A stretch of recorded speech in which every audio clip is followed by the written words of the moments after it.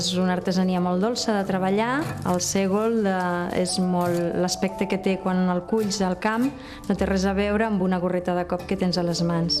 Aquesta transformació a mi m'enamora. El disseny de la gorra de cop és fantàstic. És una idea que va tenir un home i que ha perdurat sense canvis. S'està fent ara com es va fer fa un parell de segles enrere. Aquesta gorra es fa servir perquè el nen, quan comença a caminar, quan comença a donar les primeres passes i perd l'equilibri i cau, doncs té un coixí, té alguna cosa que li para el primer cop. També quan ja saben caminar perfectament, aleshores és quan et despreocupes més de la criatura, vas fent feines per la casa i a aquell nen li cau una joguina sota una taula i quan s'aixeca de recollir-la, doncs amb la gorra de cop és la gorra la qui topa i el nen no nota aquest cop tan fort.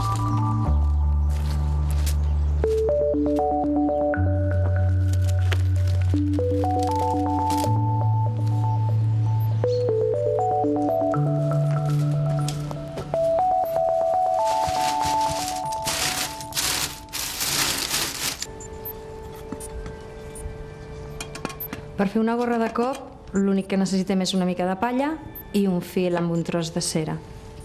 Encerem el fil i la palla ben neta, ensofrada perquè sigui més toveta.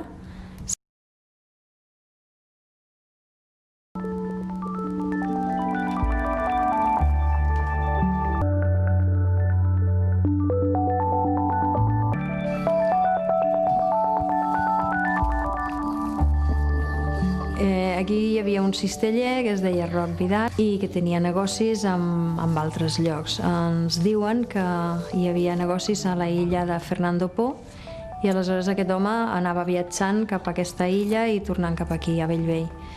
En algun moment de la seva vida ell topa amb algun tipus d'artesania que li fa crear aquest article i el posa en pràctica amb les dones d'aquí i amb el cereal propi d'aquí. No sabem exactament quina és la idea que li va donar la inspiració, però ell cap al 1800 la va posar en pràctica i a partir d'aquí va sorgir tota mena de tallers de dones treballant-hi.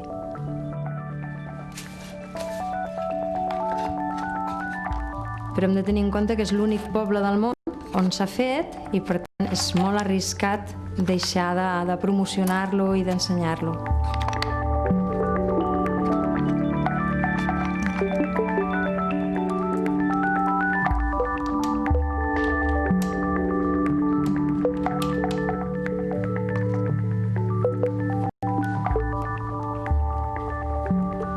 Jo estic en aquesta artesania intentant que no desapareguin les gorres de cop perquè un cop que l'he coneguda em sento una mica responsable veient que ja s'ha deixat de fer. I fins que no vegi jo que hi ha nenetes petites que dominen la tècnica prou com per dir ja la següent generació està preparada.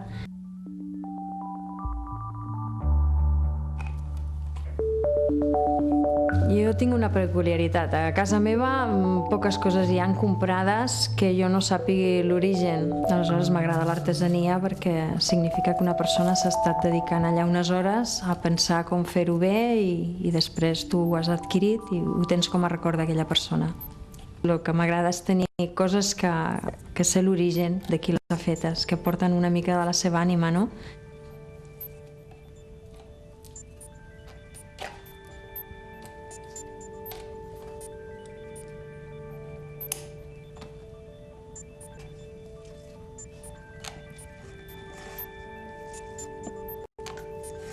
La gorra de cop realment sorgeix quasi que ella sola. Sí que tu manes el que has de fer a les teves mans, però quasi que és ella la que t'està dient la forma que vol tenir. Saps el que és una gorra de cop i per tant les mans van orientades a fer aquella forma en concret.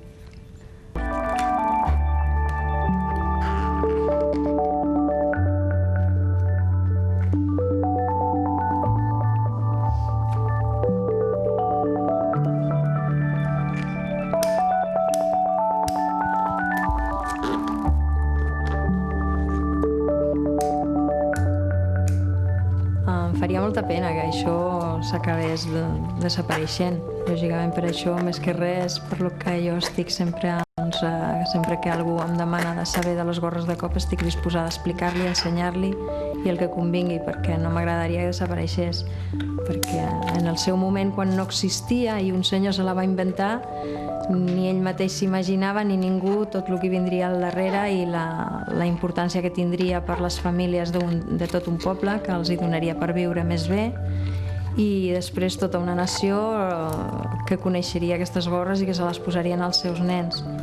Aleshores, tot això perdut no m'ho sé imaginar. M'agradaria que això continués i que d'aquí a unes quantes generacions encara hi hagués gent que recorda que ell de petit en duia o algun parent de petit en duia.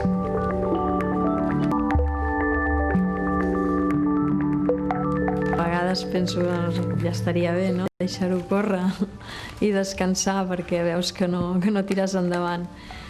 Però que carai, no dura gaire el pensament de seguida. No, a veure què puc fer més, no?